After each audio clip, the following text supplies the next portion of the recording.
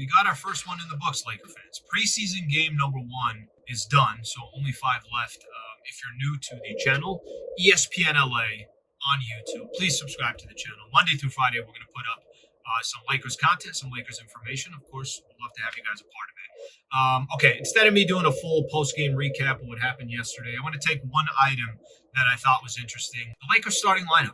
I actually thought that was really interesting to have the lineup that Darvin Ham put out there. Damian Jones at your center, Anthony Davis, LeBron James, and then Russ and Kendrick Nunn in your backcourt. So I got a couple thoughts on that. And then real quick on the game, Lakers lost by 30. Pay attention, it was basically 2 different games. Each half was a different game. Starters were in, Lakers had a 5-point lead, and then the Sacramento Kings ran the Lakers out in the freaking gym in the second half, outscored them by 35.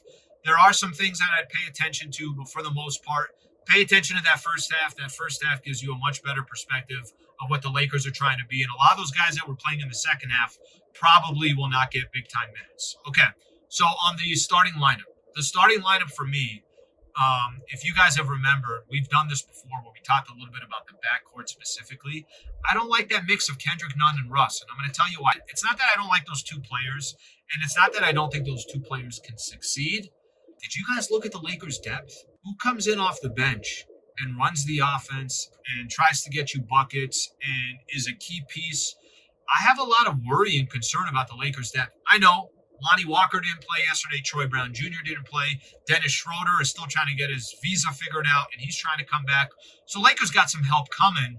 But my concern with having Kendrick Nunn and Russell Westbrook in your starting lineup with AD and LeBron, I think there's already enough firepower there. Do you really want to shoot out all your bullets in that starting lineup? What do you think, Laker fans? Yesterday, I'm doing the pregame show with Michael Thompson, and Jovan Buha from The Athletic is joining the show as well. We're talking about the starters because Darvin Ham had already announced it. And Michael mentioned he wants to see Patrick Beverley in there with Austin Reeves. By the way, not against that at all. Patrick Beverley, who's a defender, he can hit open shots. Austin Reeves, who will do anything you ask him to do on the basketball floor to go on with LeBron and Anthony Davis. And then coming off the bench, now you got some firepower. Kendrick Nunn can go get you a bucket. I think Russ, obviously, getting a chance to have a role similar to how he was with the Oklahoma City Thunder, give him the ball and go and let him kind of try to create some type of offense. I feel like then you actually have a bench. I mentioned this, I think a week ago, we were doing the starting lineups, or we were doing the backcourt. I mentioned Patrick Beverley and Dennis Schroeder, and part of the reason, again, why I mentioned that, Dennis Schroeder's had opportunities to play with LeBron and Anthony Davis. They played a full season together. Patrick Beverley is your defender. That is a guy that you obviously want to see on the defensive side. But you want to save some fire punch. You want to save some of your guys coming off the bench. So that's my opinion there. Certainly, I know Michael had his opinion, which I think is a fair one as well with the Austin Reeves. Let me throw this to Laker fans out there. Who do you want to see be the starters? Do you like what they did for that first game, having Russ there and having Kendrick Nunn? Or do you kind of see where I'm coming from here, that I don't think the Lakers have enough depth? There's a few things that I walk away from that first game. Depth is already concerning. How small the backcourt is also concerning.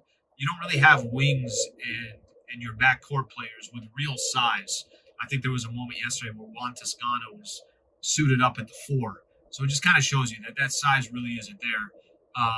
And there's some other things, turnovers and everything else, but I think a lot of that had to do with that second unit that was there. But certainly for me, one of the things that stood out more than anything else was that backcourt for the Lakers. So give us your thoughts, give us your comments. Do you like what the Lakers were doing with the backcourt, or do you want to see some of these other guys?